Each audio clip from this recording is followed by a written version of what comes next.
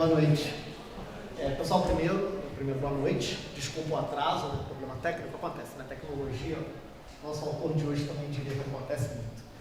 Não vou me prolongar muito, não. Eu quero mais hoje, especificamente, ouvir vocês. Eu chamei nesse papo de hoje, né? A gente está discutindo pesquisa acadêmica. Vamos trazer uma metodologia, né? Para a gente poder desenvolver depois essa metodologia em outros papos nossos, acho que é importante a gente conhecer o pensador que desenvolve a metodologia, né? O nosso pensador de hoje é o Jean-Emmanuel Delabarge. Vocês provavelmente nunca vão encontrar esse nome se procurar no Google. Jean-Emmanuel Delabarge não assinava Jean-Emmanuel Delabarge, mas o nome aqui me é muito importante. O nome inteiro dele é Michel Jean-Emmanuel Delabarge de Certeau. Ele usualmente assinava apenas Michel de Certeau. Mas o nome dele vai ser muito importante, esse trecho do nome, que não é utilizado para poder exemplificar como ele pensa a pesquisa, como ele pensa a vida cotidiana. Né? Eu chamei ele de jesuíta errante, humanista incorrigível, setor padre, ele era da ordem jesuíta, segundo o Papa Francisco, o principal intelectual da Igreja Católica no século XX, entrevista que o Papa Francisco dá em 2016, para afirmar que poucos autores foram tão importantes quanto Michel de Certeau. A preocupação do Certeau do humanismo renovado, é muito clara, inclusive, para as pesquisas. Chamei ele de jesuíta errante porque provavelmente uma das características mais claras para se pensar no Michel de Certeau é que é isso, ele era um errante. Michel de Certeau nunca parou. Ele entra para a ordem jesuítica esperando ser mandado para a China, não consegue, tem um pequeno problema com o idioma, dá para entender, imagina. Tá? Mas ele acaba viajando o planeta, né? O mundo ocidental, na América do Sul, ele passa por todos os países. Né? No Brasil ele fica 8 meses, na Colômbia ele fica 2 anos, enfim. Dá aula nos Estados Unidos, ele é um errante. Michel de Certeau vaga. Né? Ele se autodefinia como um pensador vagabundo. Fica vagando de território em território, no sentido mais original da palavra, por favor. Então vamos dar uma olhada em quem é esse nosso personagem, né? Michel de Certeau. Ele vai nascer em 1925 em Chambéry, na França, vai morrer em 86, morre muito cedo, morre com 50 anos, acometido por um câncer pancreático, morre em Paris. Foi um estudante que fez a vida dentro da igreja, né? Estudou na igreja desde a mais tenridade até o seu doutoramento.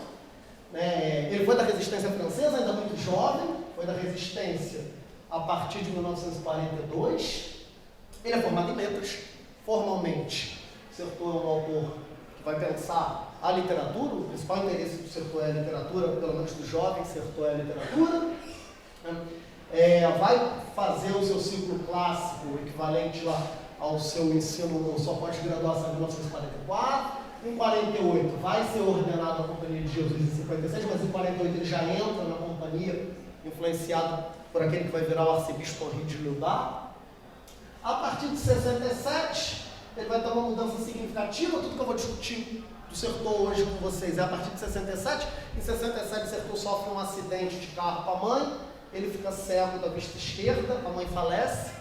As pessoas que conviveram com o Certeau teve no Brasil em 72, né? Teve no Brasil em 68 e em 72, 64, 68 e 72. As pessoas que convivem com o Certeau em 72 diz que nele tem uma mudança muito grande. Ele é um homem que é tomado por uma certa agonia, um homem que lê muito, é um homem que escreve muito, é um homem que lê em vários idiomas. Certeau lê, obviamente, em francês, lê em português, o português do Certeau é perfeito, né? Escreve em português, textos que ele publica a primeira edição em português. Lê em inglês, lê em espanhol, Certeau lê em russo, lê, obviamente, em latim, lê em grego, e cada vez mais Certeau vai sendo tomado por uma angústia a partir desse contexto de 67. Por favor. Se a gente for pensar os interesses do Certeau, em primeiro lugar, o Certeau é um historiador interdisciplinar. Ele detestava esse contexto, esse conceito, na verdade. Certeau vai dizer que ele não é um pensador interdisciplinar, que interdisciplinaridade é algo que ninguém nunca conseguiu estabelecer. Ele vai dizer que ele é um pensador indisciplinar. Ele tenta romper as barreiras que que a produção do conhecimento vai gerando para cada disciplina. Né? Nesse sentido, o Sertor tem contribuição para a história, o Sertor tem muita contribuição para a antropologia, para a psicanálise, ele vai ser um dos fundadores da Sociedade Freudiana de Paris, junto com o Jacques Lacan. Né? Na verdade, ele é o segundo fundador, né? Jacques Lacan é o primeiro. Tem interesse na sociologia, nos estudos culturais, notadamente na teoria da comunicação. Enfim, Sertor, a ideia geral do Sertor é que a produção do conhecimento ela tem que romper barreiras disciplinares. Por quê? Aí já temos um ponto que vai ser claro no pensamento sertoriano. A lógica do Sertor é que a divisão disciplinar rígida é uma construção da modernidade. E isso é um problema para o Sertor. Porque a construção da modernidade, de criar barreiras muito fechadas entre os campos disciplinares, acaba diminuindo a quantidade de produção de qualidade. Fala-se muitas vezes mais e cada vez menos. Então, o Sertor vai achar que o grande interesse da pesquisa científica, de qualquer pesquisa na verdade, está exatamente nos pontos de confronto entre duas áreas. Isso me parece que é algo muito rico. Então, Sertor é um autor com muito engajamento político, muito. Em 1964, aparentemente, né, eu sou historiador de formação, enfim, acho que vocês já estiveram aqui comigo no nosso último papo, muito difícil para a gente dizer qual é o primeiro, né? Mas aparentemente Sertor é o primeiro europeu a escrever sobre a ditadura brasileira. Né? O golpe vai acontecer ali no 31 de março para 1º de abril, Sertor no dia 4 de abril já está publicando sobre aquilo que ele já está chamando de ditadura, de golpe de Estado, enfim. Ele é um autor com um engajamento muito significativo nesse sentido. Né? Ele vai escrever sobre as invasões nas universidades, as demissões de professores, enfim, perseguição intelectual. Ele vai estar no Brasil várias vezes. Nessas vindas do Sertor no Brasil, ele vai tentar se aproximar de uma coisa que para ele é muito séria e algo que foi lateralizado pela pesquisa, que é a ideia da diferença. O Sertor vai tentar procurar o diferente. Ele vai viver com os índios botocudos algumas semanas, nítida inspiração dos autores franceses que já tinham feito pesquisa com os botocudos. Ele vai frequentar terreiros de religiosidades de matriz africanas. Ele vai tomar nota. E ele vai sistematizar uma teoria que é bem interessante. É uma teoria que é bem interessante, que é usualmente utilizada dentro das pesquisas em humanidades, especificamente nos cursos de licenciatura. Como a gente está num centro que privilegia os cursos de literatura, ou os cursos de licenciatura, acho que nesse sentido é bem pertinente a gente puxar a teoria do Sertor. Tá? Talvez o primeiro... Pode passar. Eu ia passar. Obrigado. Tá funcionando? Oh, que beleza.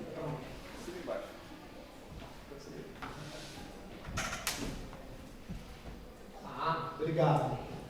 Então é o seguinte, o primeiro texto que eu acho que é significativo a gente pensar do Michel de Sertor é esse livrinho. Né? O Sertor morre muito precocemente, deixa mais de 700 textos, muito pouco produzido em português, muito pouco traduzido em português, melhor dizendo, alguns traduzidos, alguns ainda em processo de tradução. Talvez esse seja o primeiro texto que Michel de Sertor vai escrever, que vai chegar em território brasileiro. Ele vai escrever um texto que se chama A Cultura no Plural. Esse texto tem ele é escrito, melhor dizendo, num contexto muito específico. O Sertor vai escrever esse texto entre 68 e 72. Esse texto é texto de encomenda. Tá?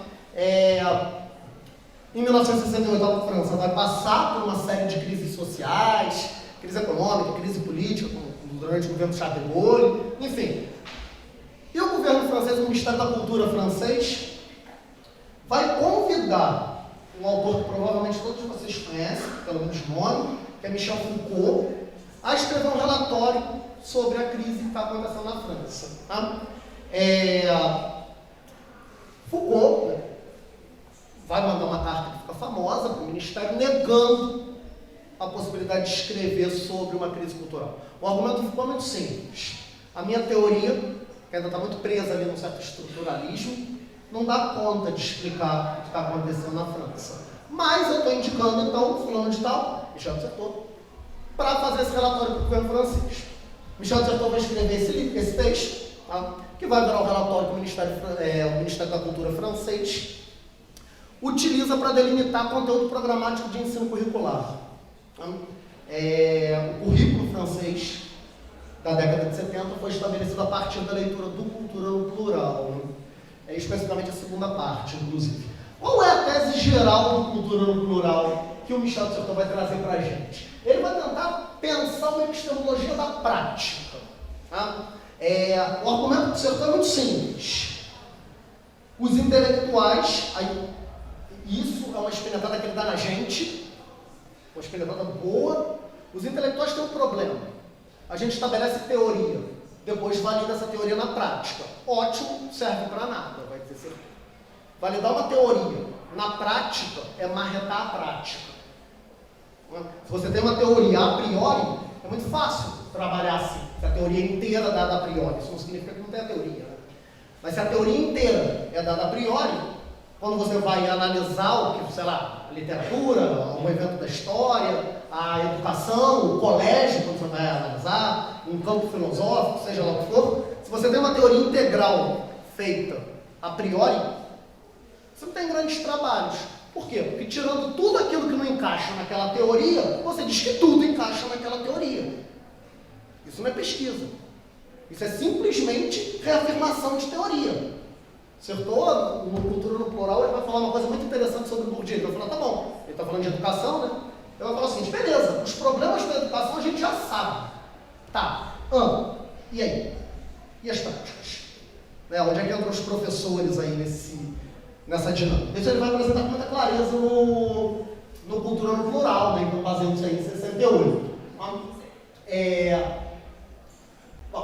A ideia geral do texto é que é impossível definir cultura como um único campo. Isso parece que é muito consolidado para a nossa mentalidade, né? Mas a gente passa a vida estudando para tentar ver o óbvio. A ideia geral é que existem vários campos de cultura circulando dentro da mesma sociedade. E cabe ao intelectual, cabe ao pesquisador, ele nunca vai usar esse conceito, mas cabe ao cientista fazer a análise da pluralidade de culturas que determinada sociedade manifesta. Isso é algo interessante, isso é algo bem inovador. Certeau está criticando aquela ideia de que existe uma cultura superior e uma cultura inferior. Uma ideia muito positivista ainda, que vigorava na sociedade francesa, né? E que certamente ainda vigora até hoje, de que as culturas vão se encaminhando para uma melhoria. Por mais que, objetivamente, você não consiga mostrar o que é uma melhoria de um aparelho cultural. Né? Você define sempre por categorias que são muito subjetivas, não são categorias objetivas dadas pela sociedade, são categorias que foram construídas ao longo do tempo. O que Certeau está querendo dizer para a gente, no final das contas, é que a cultura ela tem uma certa autonomia e que as classes populares, aqueles grupos populares que começam a Revolução em 1968, possuem uma série de questões culturais que devem ser levadas em conta. Né? Até então, ninguém conseguia entender muito bem o que tinha acontecido. Né? Porque você viu uma teoria fechada, e essa teoria fechada da reprodução, a gente vai falar dela já, não dá conta de explicar manifestação popular, crítica a um regime estabelecido. Né? O que o Certeau está dizendo para a gente é que as classes populares são importantes, então como as classes populares são importantes, elas geram um movimento na sociedade, é uma coisa que tem que ser levada em conta. A cultura dita e erudita, ela não está numa hierarquia qualitativa ante uma cultura popular. A relação de uma cultura erudita com uma cultura popular não está no campo da qualidade, não está no campo do saber, está no campo do poder. Né? Isso eu acho que é interessante para a gente dar uma esquentada. Né? Ele vai dizer o quê? No final das contas, ao longo de 200 anos de construção do conceito de cultura erudita, para a cultura erudita poder existir, ela criou o seu outro, a sua oposição, tá? A cultura popular. Certeau vai analisar num capítulo lindo, texto, terceiro capítulo, se não me engano, terceira parte, com certeza, a cultura popular. E ele vai dizer que a cultura popular ela tem uma beleza, que ele vai chamar de beleza do morto. Tem uma beleza nesse morto. Morto porque tem uma série de relações de poder de uma cultura erudita que subalterniza a cultura popular. E a cultura popular tem muita produção de significado, muita produção de sentido. Tá? Isso me parece que é bem interessante. Vai passar um tempo, Certeau volta ao Brasil, e no Brasil começa a ter contato com uma pluralidade de cultura muito grande. E ele vai voltar ao cultura no plural e vai falar que a cultura do plural também não dá conta. Não dá conta. Afirmar que tem várias culturas ainda não é o suficiente. E ele vai escrever aquele que acabou se transformando num dos textos de metodologia da pesquisa mais utilizados do seu contexto, pelo menos até os anos 90. Livro que pessoalmente me é muito caro ainda. Livro que o meu grupo de pesquisa está trabalhando já há um bom tempo. Né? Texto por excelência que tem me debruçado já há muitos anos. Né? Que é a invenção do cotidiano. Né? Aqui o Sertor vai tentar estabelecer o conceito de cotidiano. O que ele vai afirmar para a gente? A cultura não está mais no plural. Ela é múltipla. E ela é múltipla porque ela é dialógica. Porque o modelo dele do texto anterior, da cultura no plural, ainda é muito estanque. Não mostra que tem várias culturas, mas não mostra como é que essas culturas se relacionam. E o Sertor vai estar preocupado agora em mostrar como é que essas culturas vão começar a se relacionar. A preocupação, então, vai estar muito mais na figura da recepção da cultura. E isso é muito interessante, não na figura da produção cultural, como estava lá, lembra? Ele está falando no cultura no plural sobre produção de cultura. Por que ele está falando sobre produção de cultura? Ele está elaborando currículo para a escola, currículo para a universidade. Ele é o primeiro reitor da Sorbonne 9. Tá? Então ele está, salvo engano, da Sorbonne 9, ou do Campo de Vincennes. E ele vai falar o seguinte, ali eu ainda estava pensando numa cultura muito estanque, não dá conta. A cultura não é um fenômeno tão duro quanto eu pensei. Ela não é dividida, ela não é dicotomizada igual a galera do 19 pensa, mas ela também não é tão dura quanto eu pensei. As culturas circulam e elas dialogam. Ele vai escrever isso depois da última vinda dele no Brasil. Esse texto é incompleto, são 2 volumes, o primeiro volume é dele, o segundo são dos 2 últimos orientandos dele, notadamente Anunciado. Então a preocupação agora está muito mais nessa recepção do que na emissão. Ou seja, o que o Sertor está querendo dizer para a gente é que receber uma cultura também é uma produção de sentido. Nesse sentido, o autor, quem produz qualquer determinada cultura, é responsável só pela emissão, mas o trabalho dele acaba ali. O que a obra dele vira é uma outra discussão, uma discussão que até então ninguém levava em conta. Isso vai fazer com que o Sertor tenha essa teoria, né? O Sertor fala muito pouco diretamente de educação, a não ser do cultura no plural, mas isso vai fazer com que os estudos em educação puxem muito o Sertor. E eu estou falando especificamente para todos vocês, né? A gente está dentro de um centro que reúne e congrega os nossos cursos de licenciatura. E nesse sentido, o Sertor vai ser um cara muito lido pelos cursos de licenciatura. Né? O que ele vai tentar fazer é demonstrar que os modelos que interpretam a educação são profundamente equivocados. Até aqui, uma apresentaçãozinha básica do Sertor. Né? Então vamos ver o que o Sertor vai propor. O Invenção do Cotidiano, possivelmente a obra mais significativa de Michel de Certeau, ele nasce nos anos 70 como resposta a um dos autores efetivamente mais lidos na França daquele contexto, Pierre Bourdieu. Pierre Bourdieu, eu acho que na graduação a gente vê bastante, né? Pelo menos escuta bastante. O Pierre Bourdieu vai escrever esse texto na imagem para vocês, a reprodução. Ele vai escrever esse texto junto com Passeron, Jean-Claude Passeron, e esse texto vai gerar um problema, né, segundo Michel de Certeau.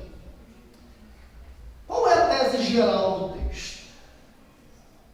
A tese geral da reprodução do Pierre Bourdieu, texto que lá nos anos 80 o próprio Pierre Bourdieu vai negar, vai afirmar o seguinte: a educação, em qualquer uma das áreas que vocês se dediquem, ela funciona como um aparelho reprodutor de determinada visão de mundo.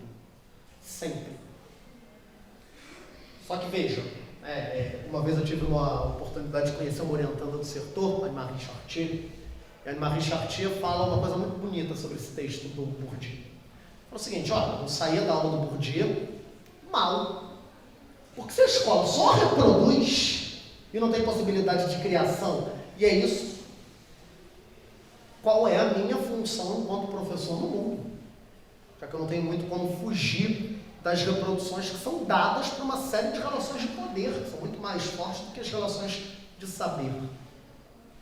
Michel de Certeau vai escrever a Invenção do Cotidiano discordando veementemente do Reprodução, do Bourdieu e Passeron. Para o Certeau, a reprodução está um pouco equivocada.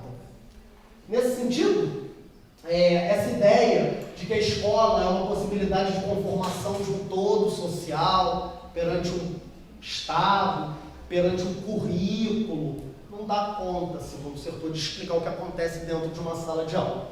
Então, para explicar isso, o Michel de Certeau vai criar um modelo, vai se apropriar de um modelo. Ele vai se apropriar de um modelo, que é o modelo da teoria da guerra. A teoria da guerra vai ser chamada pelos estudos militares de modelo polemológico. E o que é o modelo polemológico? Primeiro, uma contextualização que eu acho que é importante. Certeau está escrevendo isso nos anos 70, está acontecendo na Ásia, na antiga região da Indochina, Guerra do Vietnã. E a Guerra do Vietnã tem uma coisa que é muito interessante. Apesar de terem falecido muito mais vietnamitas, e na prática os Estados Unidos ter vencido a guerra, os Estados Unidos pedem para sair. E essa informação acho que é importante para o Certeau. O Certeau vai estabelecer, então, o modelo polemológico. Ele vai pegar a teoria da guerra e vai aplicar a teoria da guerra em estudos da humanidade. Literatura, principalmente educação, história, enfim, filosofia. E ele vai falar o seguinte, toda guerra, aí ele está falando da guerra mesmo, toda guerra tem dois lados. Um lado, e essas palavras vão ser muito importantes para os conceitos metodológicos de produção do conhecimento que o Certeau vai fazer, um lado transita no lugar da estratégia. O que é esse campo da estratégia? O campo da estratégia, ele parte de um lugar muito forte. O campo da estratégia é o campo de poder. Na relação da guerra do Vietnã, Estados Unidos luta com estratégia. Então, parte-se de um lugar que é próprio, um lugar que é dado, mas é dado em torno de uma relação de poder. Então, você tem esse lado vai ser os Estados Unidos. Por outro lado, aquele que não tem a força vai partir do lugar da tática. E o que é a tática? A tática é a espera. E assim os vietnamitas conseguem afastar os americanos. Não sei se alguém curte história do Vietnã, guerra do Vietnã, mas é isso, né? Os Estados Unidos matam muito mais vietnamitas, os vietnamitas esperam aquelas guerras subterrâneas que eles vão fazer. A cada 3 meses, um vietnamita levanta no meio de uma base, joga uma bomba, explode a porcaria toda, some. 3 meses sem acontecer nada. 3 meses depois aparece outro vietnamita em outro lugar, o Vietnã explode outra base e some. Isso vai criando um desgaste na guerra. E a própria população dos Estados Unidos começa a pedir para parar a guerra. Estados Unidos mata muito mais, mas bate em retirada. A tática, ela se apresenta em quem não tem o poder. Mas por não ter o poder, quem utiliza da tática usa a astúcia. Ele vai ter uma frase, a única página do Certeau que eu lembro, página 19, da Invenção do Cotidiano, ele vai falar o seguinte: depois que você consegue conviver com culturas muito diferentes, você consegue, aí eu cito ele diretamente, você percebe que ninguém é idiota. Toda cultura manifesta algum mecanismo de autopreservação da própria cultura. Tá? Isso ele vai chamar de tática, quando essa cultura é mais fraca em uma relação de poder. Né? Então você teria aí uma cultura erudita, uma cultura popular, por exemplo. Então, o que Michel de Certeau, como ele vai sintetizar? Ele vai sintetizar falando o seguinte, daqui a pouco, eu venho da área de teoria, então para mim as questões têm que estar na teoria também. Daqui a pouco a gente pega exemplos práticos. Fica muito claro o que você está querendo dizer. O que ele vai dizer? A estratégia é a vitória do espaço sobre o tempo. Literalmente, né? Estados Unidos invade o Vietnã, dominou o espaço. A tática não. A tática é a vitória do tempo sobre o espaço. Estados Unidos venceu a guerra, mas os vietnamitas esperaram até o momento exato de voltar. Você aplica esses dois conceitos na guerra do Afeganistão. 20 anos de guerra, tá nada. Os Estados Unidos vai embora, Talibã volta um dia. Literalmente um dia. Todo mundo deve lembrar da tragédia que foi. Em 2 anos isso. Enfim. Então, você tem aí um campo de estratégia, que é a vitória desse espaço de poder, e uma luta da tática, que é esse tempo de saber, o tempo de criar, o tempo da invenção, por isso invenção do cotidiano. A gente pode pensar, por exemplo, no seguinte: o autor, para pensar na literatura como ele vai colocar, o autor que escreve um texto, está no campo da estratégia, o texto é dele, o poder da escrita do texto é dele, a leitura criativa é do leitor, e ela tem que ser levada em conta. Daqui a pouco eu vou dar eu acho que dá até para dar um exemplo aqui interessante, né? A gente tem aqui no nosso PPGE uma pesquisa que parte dessa premissa. Qual é a lógica? Para a gente começar a aplicar aqui no nosso mundo prático, né? Cultura de massa. Tá? A cultura de massa é que apanha todo dia. Por uma qualidade que é subjetivamente estabelecida e não objetivamente delimitada. Afinal de contas, por que você objetivamente vai definir que algo ali é melhor do que o outro? Está dentro de um campo da subjetividade. Tá? A cultura de massa, ela está no campo da estratégia em todos os níveis possíveis. Ela está no campo da estratégia do poder, até do poder econômico. Tá? A ideia do enlatadozinho. Ela está no campo da circulação, da divulgação. É quem mais está divulgando, enfim. Mas a grande questão é: será que a cultura de massa, aí é uma pergunta muito boa do texto, será que a cultura de massa, ela é apenas uma reprodução? A resposta do Sertão é não. Porque o autor é responsável por aquilo que ele escreve, mas ele não tem como controlar os usos que se faz daquilo. Pesquisazinha aqui do nosso PPGE é interessante. Cultura de massa de romances distópicos. Né? Os clássicos, cultura de massa pura. Jogos Vorazes.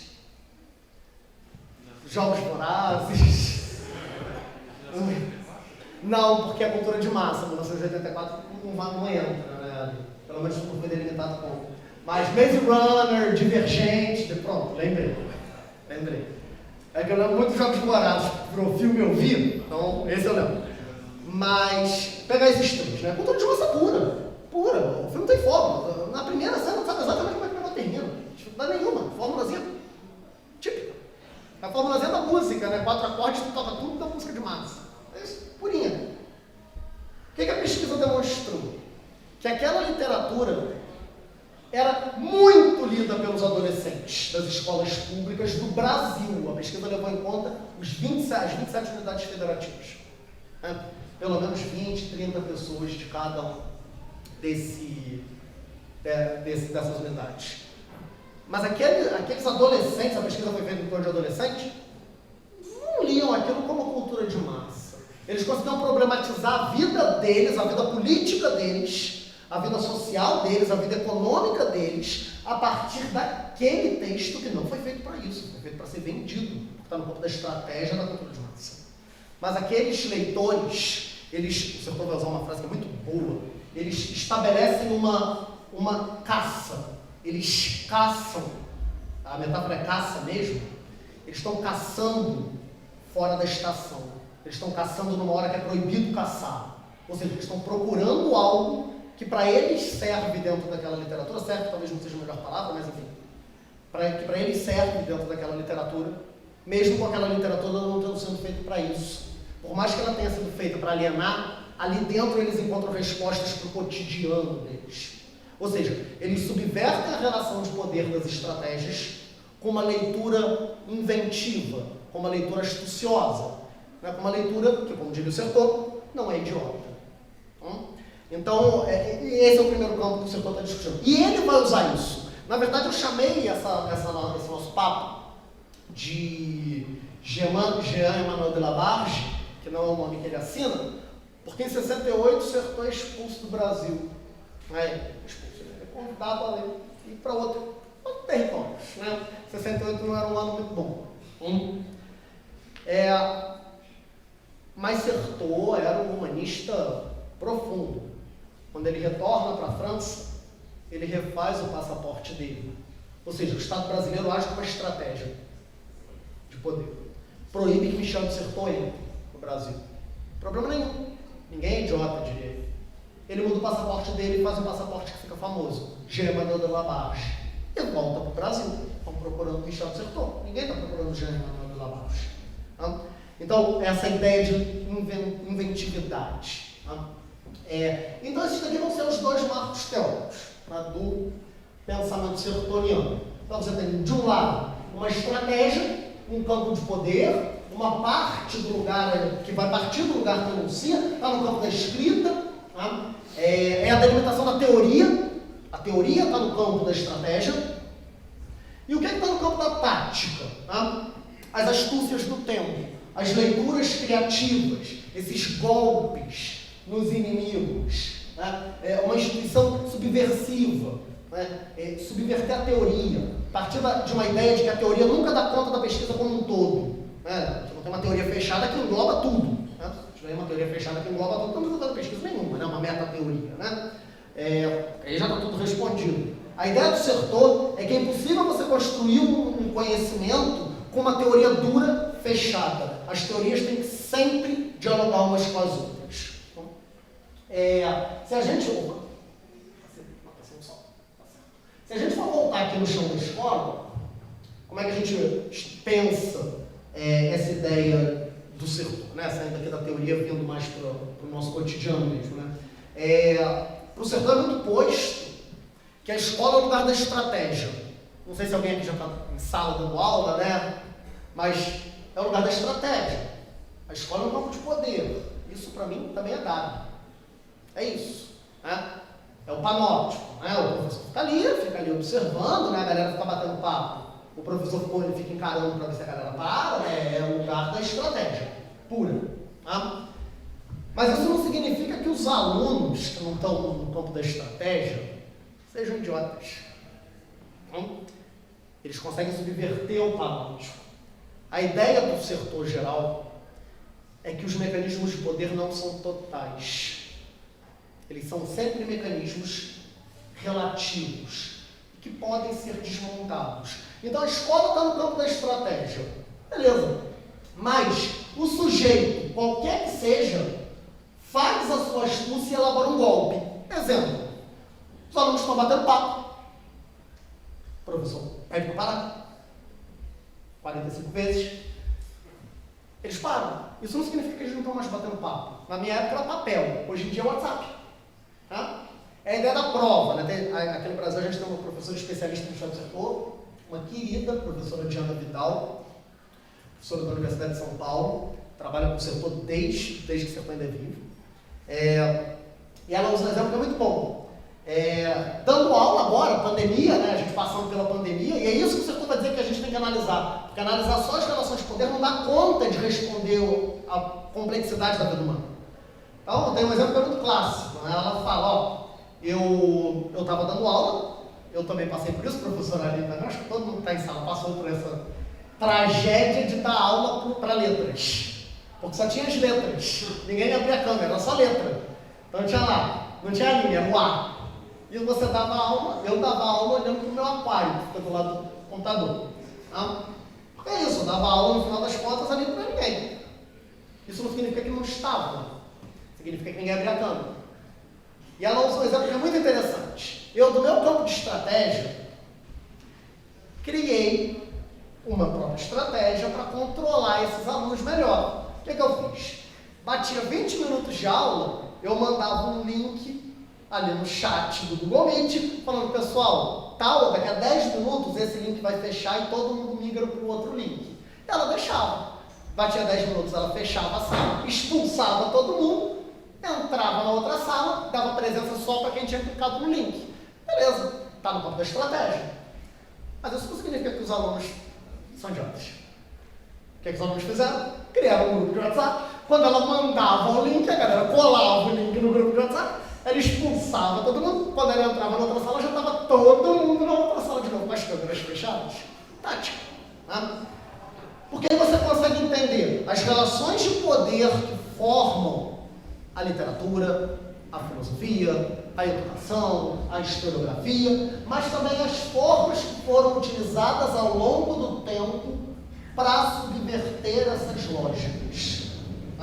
É o professor que está tomando conta da prova e, com todo o cuidado do mundo, né, separa, né, primeiro ano, segundo ano, terceiro ano, primeiro ano, segundo ano, terceiro ano, e vai fazendo uma escadinha que é tão complexa, coitado, que já dá para pagar insalubridade só por isso. Mas E aí ele fica tomando conta. Mas ele só consegue tomar conta se não tiver uma tática. Porque os alunos podem simplesmente combinar de alguém levantar a mão para fazer uma pergunta e o professor ir, e na medida em que ele vai, os alunos colam. Essa é a tática. Outros exemplos, né, para a gente voltar para não sair do nosso tema aqui de educação. Né? O currículo é estabelecido. A gente não tem muito como fugir, né? BNCC está lá. Base Nacional está lá, não tem muito como fugir, né? Mas quando o professor entra e fecha a porta, a sala é dele. A BNCC diz o que tem que passar. Não diz como, não diz em quanto tempo. A estratégia nunca dá conta de toda a astúcia humana.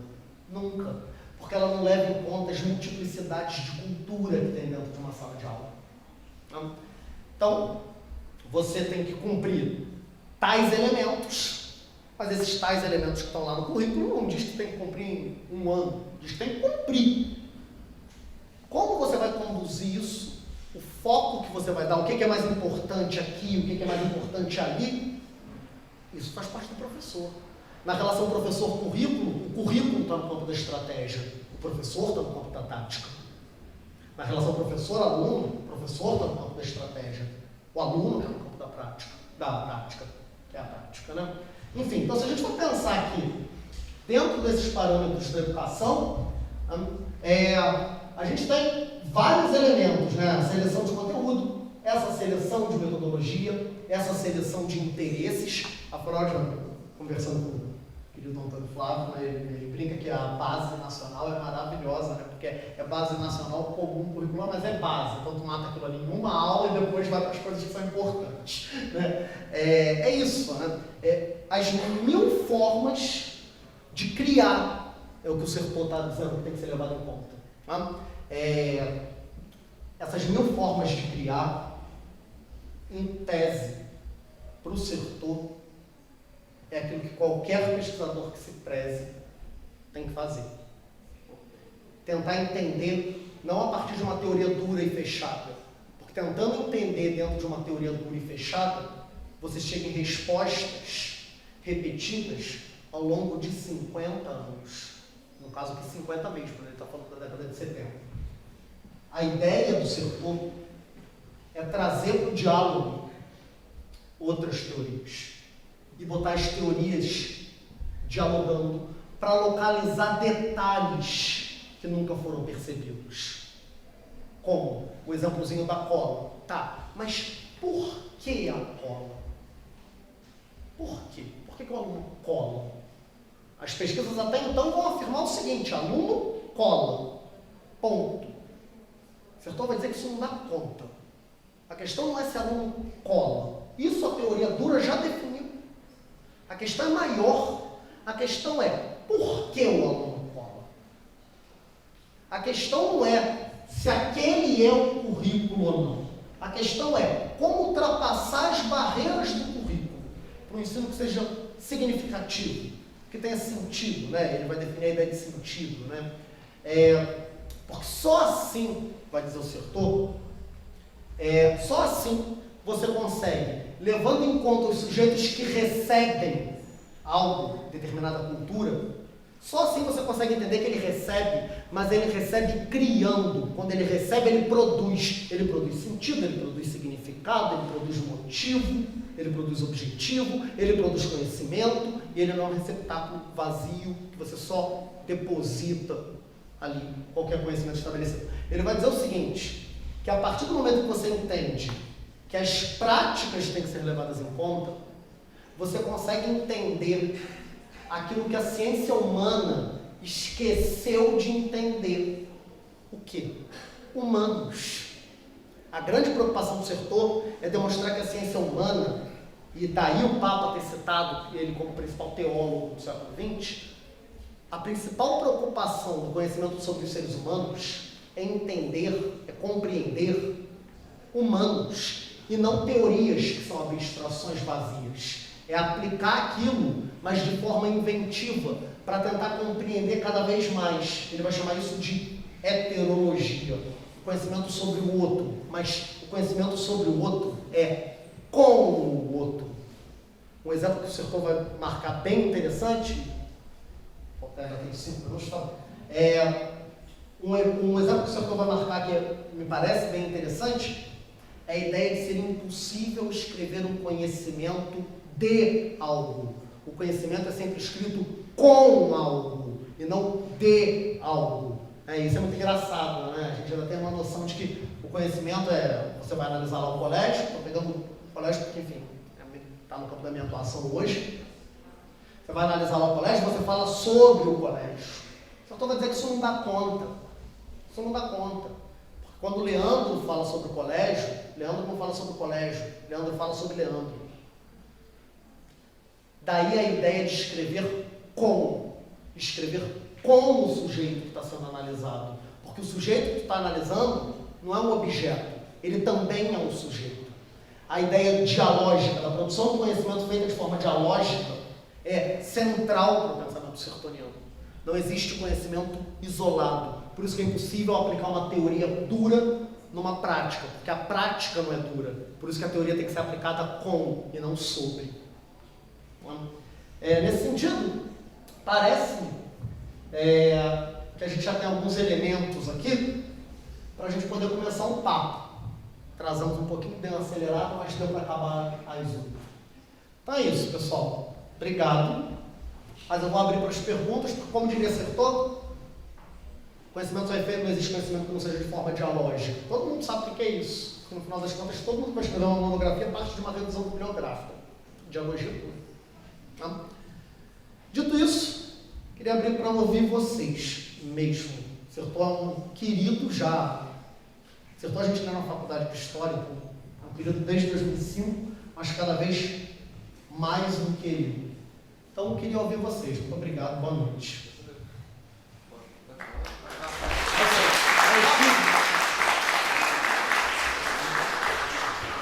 Obrigado. Boa noite, professor Leandro. Boa noite, colegas. Desculpa aí. Na verdade, é um comentário, vou dizer que é uma pergunta.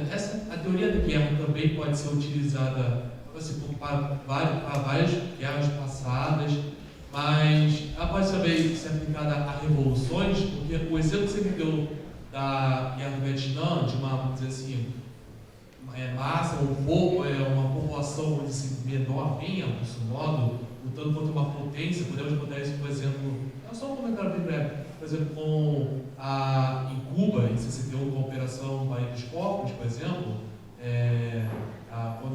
essa coisa, só um breve comentário, se pode ser aplicado para revoluções, que na América Latina, até mesmo como manifestações populares, talvez, para tudo.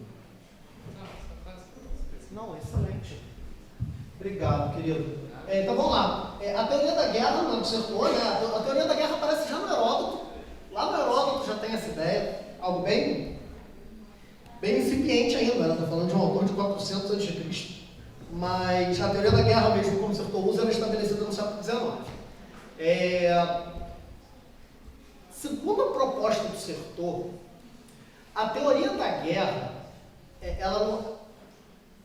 ele vai utilizar ela como uma metodologia de interpretação de relações sociais. Toda relação social tem uma dinâmica entre quem está no campo de estratégia e quem está no campo de tática. Né? Agora a gente está nessa relação. Né? Você estava aí na estratégia falando, porque o lugar da enunciação é a estratégia do setor, Né? E eu estava aqui no lugar da tática, lutando com palavras para escolher o que eu vou te responder. Né? Agora a gente está num lugar oposto, né? Você pode pegar de novo a palavra, enfim, né? Mas qualquer relação social para o setor, ela é aplicada, ela pode ser aplicada, né? Ele não está falando especificamente de guerra. Eu vou te dar um exemplo específico, que eu acho que cabe bem. O Sertor não escreve sobre Cuba, né? Ele não escreve sobre a Revolução Francesa, enfim. Mas ele escreve sobre o golpe de 64 no Brasil. Ele vai escrever isso num livro que se chama Debilidade da Crença, não existe em português. É um livro muito bonito, muito bonito. E ele vai falar sobre violência, né? Ele vai aplicar o modelo polemológico, não especificamente no golpe de 64, desculpa, eu falei 64, mas não é 64 que ele está falando, não. Ele vai aplicar o modelo polemológico nas manifestações de 68 contra a ditadura, que vão culminar com a emissão do AI-5, né? Lá em dezembro, salvo engano, em dezembro de 68. Mas ele vai fazer a análise das manifestações que vão acontecer também aqui no Brasil, no primeiro semestre de 68, e ele vai marcar como essas manifestações populares contra a ditadura estão no campo da tática, né? Ele vai citar algumas coisas que para a gente é conhecimento do ensino médio, para ele devia ser algo muito inédito, né? Mas para a gente é um conhecimento muito do ensino médio, que é a ideia da música, né? Ele cita a música, né? Como é que a música tem uma série de subversões táticas ali. Então, mesmo tendo uma censura, você tem uma série de músicas que estão no campo da tática, ou seja, elas estão subvertendo ali a lógica, porque quem escreve a música é que está no campo da astúcia. Quem está na relação de poder está muito confortável na relação de poder. Então ele vai analisar isso, né? Como é que essas músicas, por exemplo, vão influenciar diretamente na crítica ao regime ditatorial. Ele vai analisar a novela, aparentemente, quando ele fica no Brasil, ele gosta, né, de novela, enfim, é isso.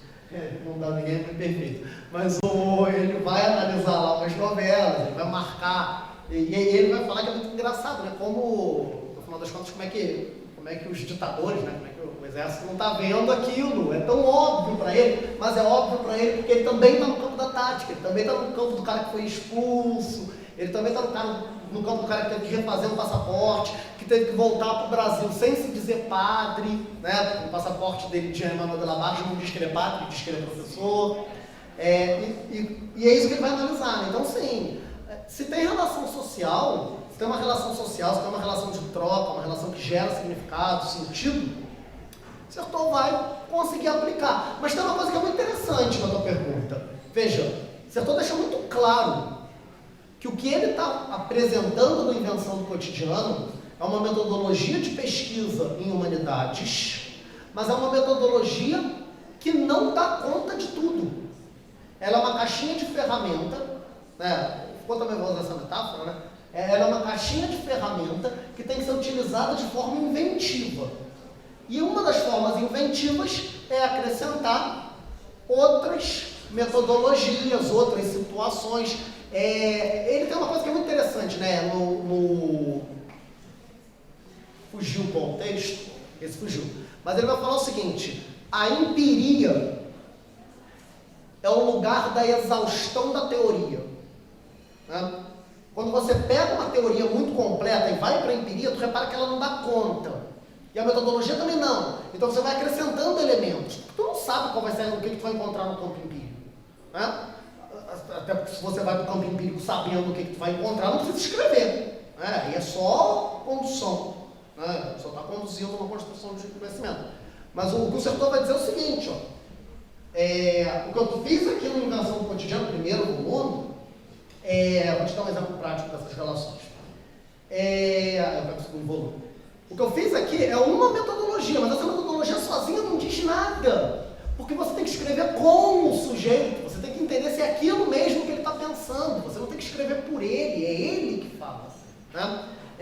O segundo volume desse texto, do Invenção do Cotidiano, o Sertor não vê. Né? Ele faz umas revisões e tal, mas ele não veio publicado, ele falece antes. Né? Ele falece muito cedo, em 86, janeiro de 86. Ele é um homem muito recluso, o Sertor, as pessoas que conviveram com ele marcam que ele era um homem muito quieto, muito calado. Era um homem que falava pouco, mas era um homem que ouvia muito, mas pouco falava. Mas no segundo volume, a gente tem uma imagem que é muito, muito interessante, que é o seguinte, né? Depois a pesquisa é reproduzida por várias pessoas. Eles vão para o condomínio popular nos subúrbios de Paris, e esse condomínio inteiro pertencia à mesma imobiliária. Eles pedem para as pessoas que moram nesse apartamento abrirem a porta para eles fotografarem o que se vê lá dentro. Né? Do lado de fora, fotografa, vê o que tem dentro, como é que eles organizam a primeira imagem. Né? Ele não encontra nenhum apartamento igual ao outro. Isso é óbvio. Para a gente isso é óbvio. Pois é, mas ele consegue teorizar isso. Falando o quê? A grande pegada do setor é que a teoria não vem a priori à pesquisa. A teoria vem a posteriori na pesquisa. Você tem marcos teóricos antes, mas você só consolida uma resposta teórica depois. Quando ele fotografa lá os apartamentos, ele chega numa conclusão interessante. Ó, ninguém organiza o apartamento igual. Óbvio pra gente, né? Pois é óbvio, mas teoricamente não é muito óbvio não. Por quê? Porque ali você tem uma relação de estratégia. Os apartamentos são todos alugados. E ele vai analisar como as pessoas furam parede. Por que o quadro fica aqui? Porque aqui é mais fácil de pintar se eu tiver que mudar para outro apartamento. Tá? Por que alguns não põem quadro? Porque não querem nem pintar se mudar. Então os quadros as fotos, né, ficam apoiadas em cima de mesas. Né? Ou seja, ele está teorizando uma prática. Né? Ele não está apenas praticando uma teoria. O setor está pensando nessa circulação, né, entre teoria e prática, que volta para a teoria, que volta para a discussão da empiria. Né? Mas indo mais objetivamente para encerrar, para deixar os outros falarem também, porque senão eu fico falando o dia inteiro. Sim, o setor vai dizer que se há uma relação ali social e cultural, há uma relação de poder estabelecida e de poder saber. Então, enquanto método, dá para utilizar, desde que você entenda que esse método não vai ser a resposta total, até porque as respostas mudam sempre que você vai revisitar as perguntas, né? Não, imagina, obrigado, você é excelente. Acho que te respondi, né? Sim. Próxima, se tivermos.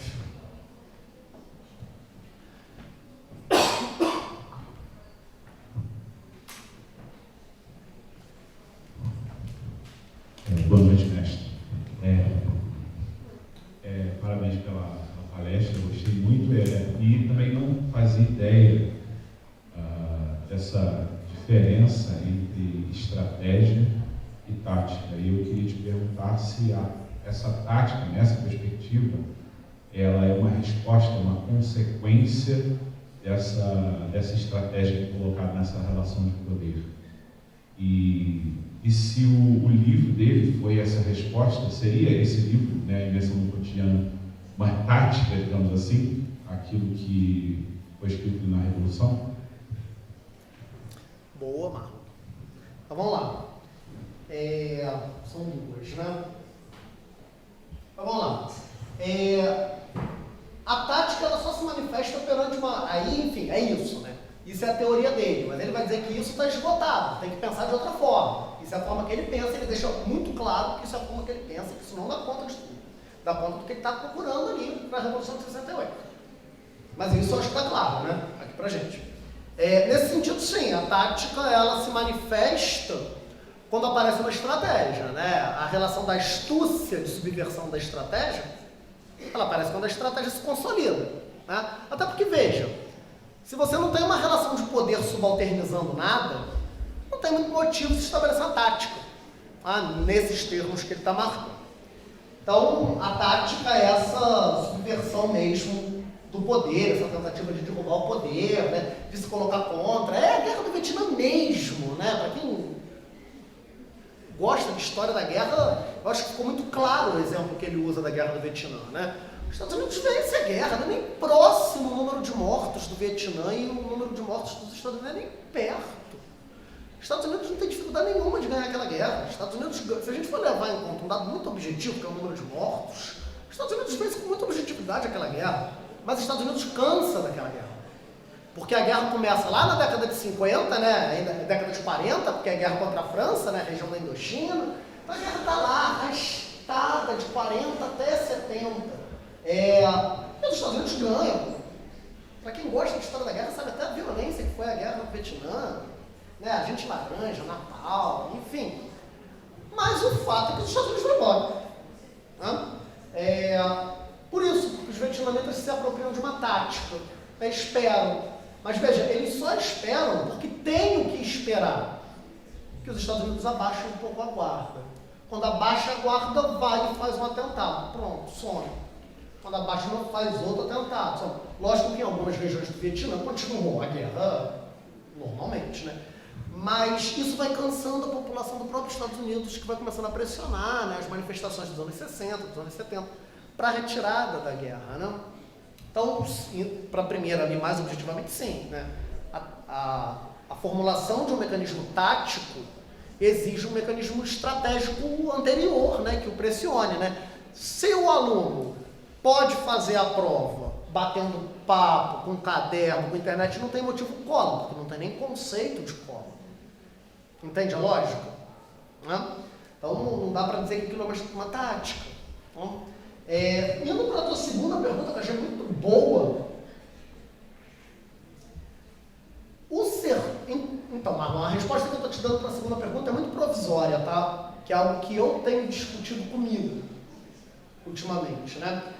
O Certeau tem alguns orientandos que são bem famosos, que estão vivos, né? A Anne-Marie Chartier, a própria Lucy Giard, que organiza o Invenção do Cotidiano, o Roger Chartier, historiador famosíssimo, François Hartog, enfim, eles já acabam discutindo bastante ainda o Certeau, né? O François Bosset, enfim. A minha resposta provisória é que eu, pelo menos, Marlon, aí é muito eu falando, tá? Não estou te dando dado da obra, né? É que eu vejo o Invenção do Cotidiano como uma tática, sim. Por quê? Porque se você voltar na década de 50, a Invenção do Cotidiano começa a ser pensada nos anos 60, comecinho dos anos 60. Mas só as revoltas de 68 vão fazer ele escrever a cultura no plural e depois reformular para a Invenção do Cotidiano. Mas a ideia de tática e estratégia já é algo que incomoda, que ele já vem construindo, né? Não especificamente falando da cultura, da educação, né, mas ele está falando da história. Né? O Certeau, ele estudava um padre. O Certeau, durante a vida, estudou especificamente um personagem que me é muito caro, que é um padre jesuíta, ele, Certeau, também era jesuíta, que é o padre Jean-Joseph Surin. Quem é o Surin? O Surin é um cara que lá no século XVI, começo do XVII, não me recordo, ele é chamado para fazer um exorcismo famoso, o exorcismo de Loudun, na França.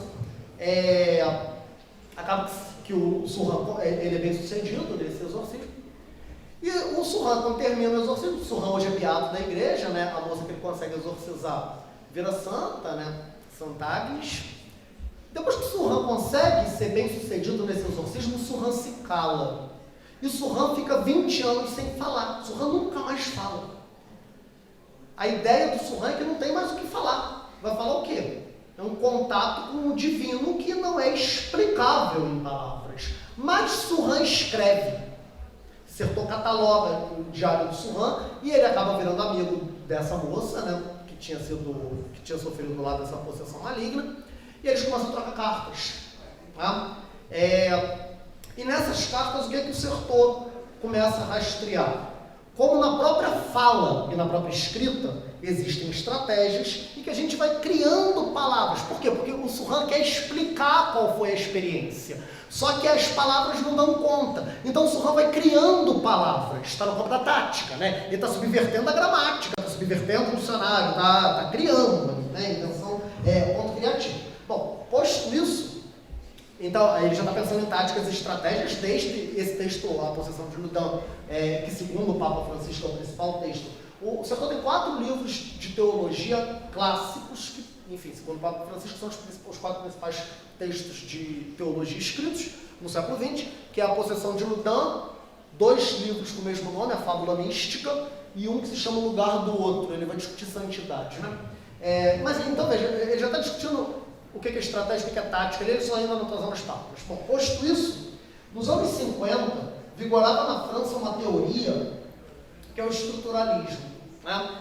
O estruturalismo francês era famosíssimo, né? 50, 60. Né? Ele vem como substituição ao existencialismo. Né? Qual o problema do estruturalismo para o Certeau? Tem 2 problemas que são muito claros para o Certeau no estruturalismo. Um é um modelo muito rígido, é uma teoria muito dura, Esse é o primeiro. E 2 é a morte do sujeito, né? O estruturalismo. A gente brinca que tem um autor que na verdade não é estruturalista na história, mas ele é quase um estruturalista, que é o Fernando Brodel, né? O Brodel é muito interessante, porque ele tem um livro que se chama O Mediterrâneo e o Mundo Mediterrâneo na época de Filipe II. O livro é maravilhoso, porque não tem ninguém no livro.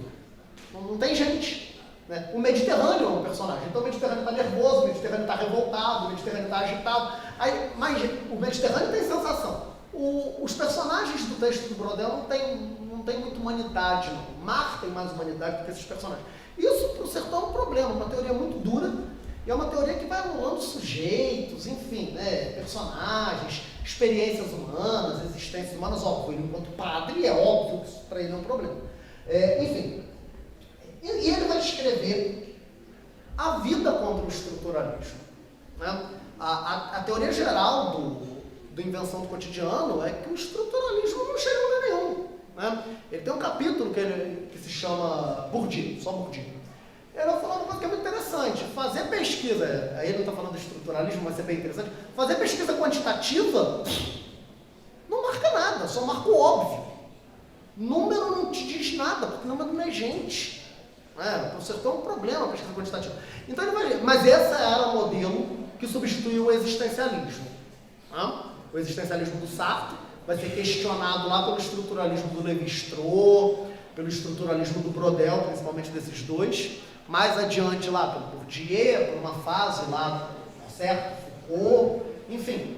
E ele vai escrever contra isso. É um parênteses interessante. Ele vai escrever contra Foucault. Né? Ele tem um capítulo também que ele diz quanto Foucault está errado, mas ele e Foucault eram muito próximos, muito amigos.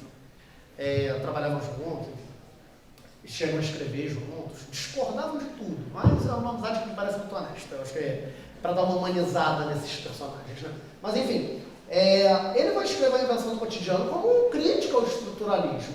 Só que tem uma coisa que é interessante, veja, por isso que eu repito que a minha resposta é provisória. O estruturalismo era a principal manifestação epistemológica, né, de produção de conhecimento dentro da academia francesa. Certeau era um autor muito lateralizado, profundamente lateralizado. Certeau vira autor clássico na França depois de morto.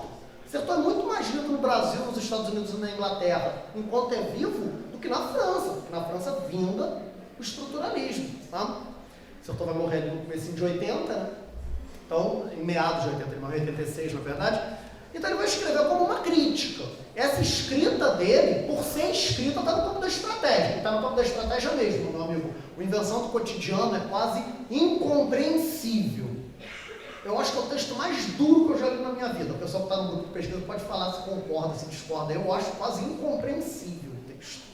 Demora umas 5 leituras para tu entender ali uma frase. É complicadíssimo. Então, por esse sentido, está no campo da estratégia. Mas enquanto crítica ao estruturalismo, nitidamente ele está no campo tático. Ele está literalmente no campo tático. Até algumas formas narrativas que ele usa são críticas à academia, né? Quando ele vai falar lá que conviver com pessoas muito plurais e com culturas muito plurais te faz entender que ninguém é idiota. Esse ninguém é idiota está textual no texto. É saber que ninguém é idiota. Né? Está no campo da tática, tem um certo deboche ali. Né? Por quê? Porque dentro da teoria do... Ele faz uma brincadeira com o Bourdieu muito boa. Dentro da teoria do Bourdieu, se pega a teoria e aplica na prática e não chega no resultado previsto, quem está errado é o mundo, não é a teoria, porque a teoria é uma abstração perfeita. Né? Então muda o mundo, tem que encaixar na teoria. Né? Então, né, por ser uma escrita, está no campo da estratégia, mas certamente é uma escrita tática. Né? Tem uma crítica ali que é muito, muito profunda, inclusive, ao estruturalismo.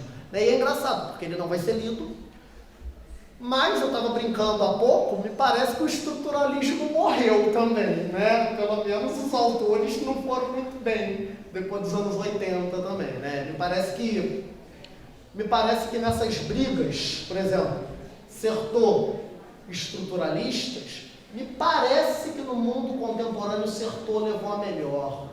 Naquelas brigas clássicas, né, que a intelectualidade tinha, né, naquelas brigas Sartre e Camus, também parece que Camus ali leva uma melhor a longo prazo, né?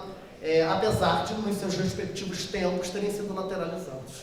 Não sei se te respondi, se enrolei, como fala Diana. Uma vez eu fiz uma pergunta para Diana, ela respondeu uma coisa que eu achei ótima. Né? Falou, Leandro, não sei se te respondi, se enrolei, mas é mais ou menos por aí, como diria o sertor. Te respondi, meu amigo? Beleza. Próxima, sim, não? Mais alguma, pessoal? Professora Aline hoje não vai falar nenhuma? Fala. Nenhuma? Mas? Então, podemos fechar? Então é isso, pessoal. Muito obrigado mesmo, foi ótimo. Tá? A gente está publicando um texto aqui no grupo de pesquisa. Assim que sair, a gente vai divulgar no site da UCP um texto sobre o Michel do Sertor, que a gente já apresentou lá na Semana da Pastoral. Muito obrigado, foi ótimo participar com vocês. Tá?